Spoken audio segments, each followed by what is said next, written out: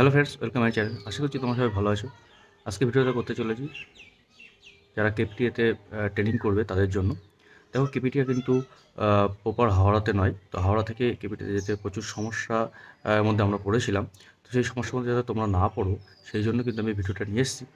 তো প্রথমেই বলি, যারা গাড়ি ভাড়া করে আসছে অনেক দূর থেকে, তাদের তো ঠিক আছে, তাদের তো কোনো প্রবলেম নেই, তারা ম্যাপ থেকে চলে আসবে।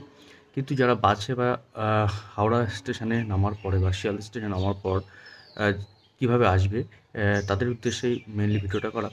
তো প্রথমত তারা যদি শিয়ালদা থেকে হাওড়া চলে আসতে পারে তাহলে তো হয়ে গেল।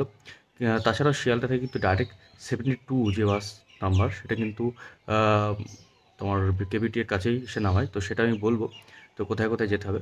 এবং যদি হাওড়া থেকে তোমরা বাস ধরো, হাওড়া থেকে বাস ধরলে 3টে বাস তোমরা দেখবে, বিশেষ করে ডোমজুর, কামারডাঙ্গা এবং দাসনগর।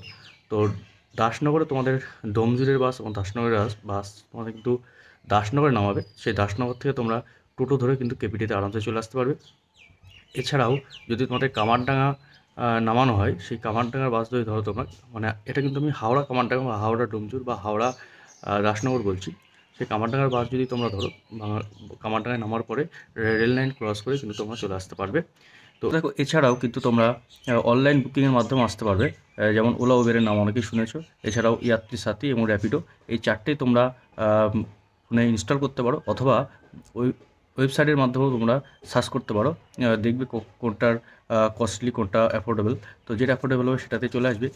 ইভেন তোমরা র্যাপিডো এবং ওলা এই দুটো ফোন ইনস্টল করে রাখতে পারো, কারণ ভবিষ্যতেও তোমরা যখন কেপিটি থেকে বাইরে বেরোবে তখন সবসময় সব কিছু অ্যাভেলেবেল পাবে না। ইভেন টোটোও ঠিকঠাক পাওয়া যায় না। তো তার জন্য তোমাদের কিন্তু অ্যাপসগুলো ইউজ করতে হবেই। আজকের ভিডিও এই পর্যন্তই। তো দেখা হচ্ছে নেক্সট ভিডিও।